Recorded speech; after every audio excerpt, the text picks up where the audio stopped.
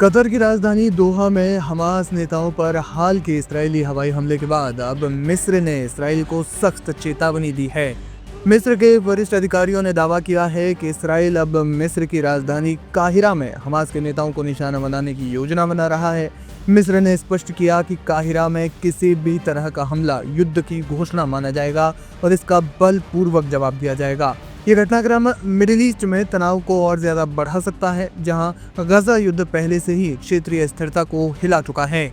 दरअसल हाल ही में मिस्र के सुरक्षा अधिकारियों ने खुफिया जानकारी का हवाला देते हुए कहा कि इस्राएल अब काहिरा में हमास नेताओं को निशाना बनाने की योजना बना रहा है। मिस्र गजा के साथ रफा सीमा साझा करता है और युद्ध विराम वार्ताओं में महत्वपूर्ण भूमिका निभा रहा है। मिस्र पहले भी इस्राएल की ऐसी कोशिशों को नाकाम कर चुका है। एक वरिष्ठ मिस्र के अधिकारी ने कहा, हमने पहले भी काहिरा में हमास नेताओं पर इस्राएली साजिशों को विफल किया है। इस बार भी अगर कोई हमला हुआ तो इसे युद्ध की घोषणा माना जाएगा। मिस्र ने इस्राएल के साथ 1979 की शांति संधि के बावजूद इस मुद्दे पर कड़ा रुख अपनाया है। मिस्र के लिए काहिरा में कोई भी हमला न केवल उसकी संप्रभुता का उल्लंघन होगा, बल्कि गजा युद्ध में उसकी मध्यस्थता की भूमिका को भी कमजोर करेगा। मिस्र ने हमास के साथ अपने संबंधों को बनाए रखा है और गजा में मानवीय सहायता और युद्ध विराम वार्ताओं में सक्रिय रहा है। कतर में हमले के बाद क्षेत्रीय तनाव पहले ही चरम पर है। सऊदी अरब और यूएई ने इसराइल की कार्रवाइयों को खतरनाक और अस्थिर करने वाला बताया है। मिस्र की चेतावनी ने इस तनाव को और बढ़ा दिया है। अगर इसराइल काहिरा में हमला करता है तो ये मिस्र इसराइल शांति संधि को खतरे में डाल सकता है और पूरे क्षेत्र में एक बड़े संघर्ष को जन्म दे सकता है। अंतर्राष्ट्रीय समुदाय ने भी इस स्थिति पर चिंता जताई है। संयुक्त राष्ट्र ने सभी पक्षों से संयम बरतने की अपील की, जबकि अमेरिका ने युद्ध विराम वार्ताओं को फिर से शुरू करने की वकालत की है। हालांकि इसराइल के रुख से स्पष्ट है कि वह हमास के नेतृत्व को पूरी तरह से खत्म करने के लिए आक्रामक रणनीति पर चल रहा है, भले ही इसके लिए उसे क्षेत्रीय सहयोगियों के साथ तनाव मोल क्यों न लेना पड़े। मिडिल ईस्ट में जो कुछ भी हो रहा है वो गजा युद्ध को और ज्यादा जटिल बना रहा है। मिस्र और कतर जैसे देश जो मध्यस्थता में महत्वपूर्ण भूमिका निभा रहे हैं, अब सीधे तौर पर इसराइल की कार्रवाइयों के निशाने पर है। अब अगर काहिरा में हमला होता है तो ये न केवल मिस्र इसराइल संबंधों को प्रभावित करेगा, बल्कि गजा में युद्ध विराम की संभावनाओं को भी धक्का पहुंचेगा। जानकार मानते हैं कि इसराइल की रणनीति क्षेत्र में लंबे समय तक अस्थिरता पैदा कर सकती है। मिस्र की चेतावनी और कतर में हाल के हमले ने स्पष्ट कर दिया कि मध्य पूर्व में शांति की राह अभी भी कांटों से भरी है।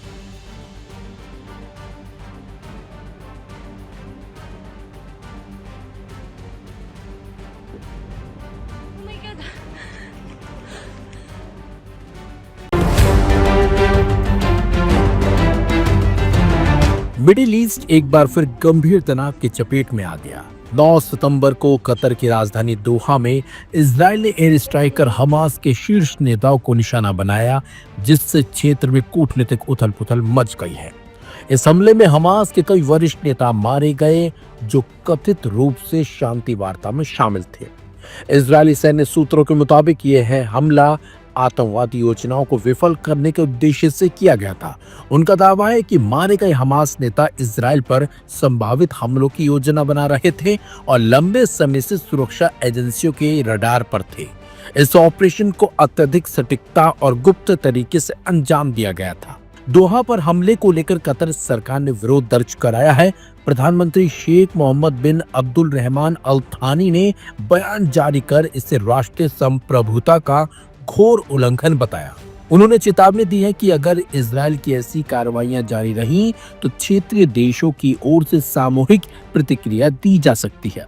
कतर के पीएम ने कहा, मुझे लगता है कि नेतन्याहू ने जो किया उसने उन बंधकों के लिए सारी उम्मीदें खत्म कर दी हैं।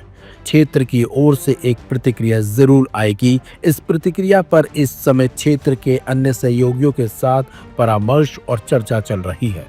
हम किसी सार्थक पहल की उम्मीद कर रहे हैं जो इजराइल को इस तरह की धौंस धमकी जारी रखने से रोके। इस पूरे घटनाक्रम में अमेरिका की भूमिका और प्रतिक्रिया बेहद अहम रही। व्हाइट हाउस की ओर से जारी एक असामान्य बयान में कहा गया कि राष्ट्रपति डोनाल्ड ट्रंप को इस हमले का समर्थन प्राप्त नहीं था।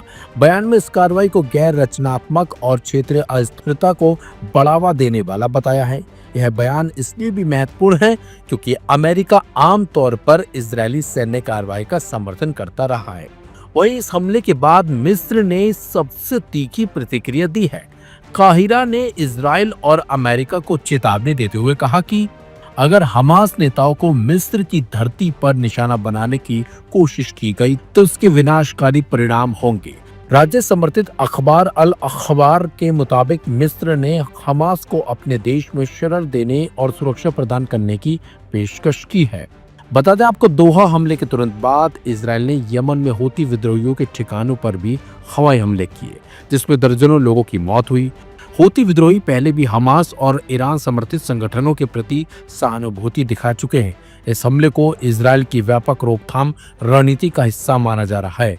फिलहाल आने वाले दिन ये तय करेंगे कि संघर्ष सीमित रहेगा या फिर एक बड़े क्षेत्रीय युद्ध का रूप ले लेगा।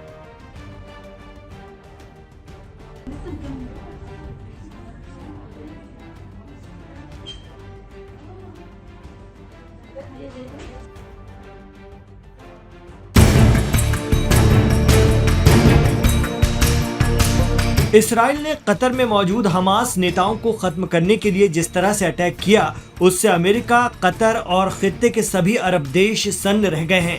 एक्सपर्ट कहते हैं कि अगर ये हमास नेताओं को खत्म करने की अरब मुल्कों, इसराइल और अमेरिका की सोची समझी साजिश नहीं है, तो फिर इसराइल ने अरब मुल्कों की सरहद लांघना भी शुरू कर दिया है, वो भी खुलेआम ऐलान करके। क्योंकि कतर में हमास के लीडर्स पर हमला अंजाम देने के बाद इसराइल का जिस तरह का रुख और पीएम नेतन्याहू के तेवर हैं, वो अरब देशों के कान खड़े करने के लिए काफी हैं। जानकार कहते हैं कि अगर अब भी अरब मुल्क नहीं संभले तो सिर्फ हाथ मलते रह जाएंगे। अब बड़ा सवाल ये है कि गजा के लिए इसराइल को रोकने क्या अरब मुल्क मिलकर कोई मिलिट्री एक्शन ले सकते हैं? तो इसका जवाब फिलहाल ना है, क्योंकि अमेरिका पर पूरी तरह से निर्भर खित्ते के अरब मुल्क इस तरह की कोई कार्रवाई तो करने से रहे। लेकिन ईरान के supreme leader ayatollah Ali Khamenei अगर बार बार कहते हैं कि इसराइल के खिलाफ अरब और मुस्लिम मुल्कों को अपनी एकता दिखाने का वक्त आ गया है, तो इसके मायने कई तरह के हैं। जून में 12 दिनों की ईरान इसराइल जंग के दौरान दुनिया ने देखा कि कैसे ईरान ने इसराइल के कोने कोने पर मिसाइल से वार करके उसे गहरे जख्म दिए। खामनेई कहते हैं कि अरब देश फिलिस्तीन के मुद्दे पर एकजुटता दिखाएं तो इसका अर्थ ये भी हो सकता है कि वो ईरान का साथ दें, लेकिन ये भी अरब मुल्कों के लिए मुमकिन नहीं है, क्योंकि वो तो अमेरिका के खेमे में है। West Asia expert Akif Zaidi कहते हैं कि अरब देश अगर वाकई गजा के लिए कुछ करना चाहते हैं तो वो दो काम कर सकते हैं। भले ही वो ईरान के साथ सीधे न आ पाएं, लेकिन इसराइल के खिलाफ ईरानी मिसाइलों को ना रोकें। जी हाँ, अमेरिका और इसराइल को अपने एयरबेस और ईंधन देने वाले अरब देश अगर गजा के लिए इसराइल पर दागी गई ईरान की मिसाइलों को इंटरसेप्ट करना बंद कर दें तो भी काफ़ी होगा। बाकी ईरान इसराइल से निपट लेगा।